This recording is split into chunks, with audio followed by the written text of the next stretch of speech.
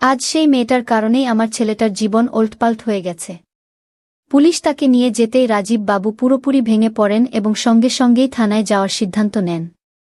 ঠিক তখনই কনক কড়া গলায় বলে, ওই মেয়েটার জন্য যদি তুমি থানায় যাও তাহলে ফিরে এসে আমার মৃত মুখই দেখতে হবে। এদিকে রাহুলের বাবা বলেন, আমাদের এখনই একজন নামী আইনজীবীর সাহায্য নিতে হবে। কিন্তু রাহুল শান্তভাবে জবাব দেয়, না বাবা, তুমি কোথাও যাবে না। যা করার আমি নিজেই করব।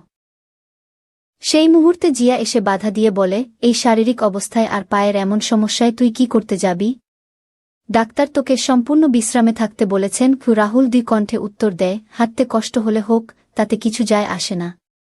আমার দায়িত্ব আমি পালন করবই। তখন রাজীব বাবু বলেন, রাহুলকে কেউ থামাবে না।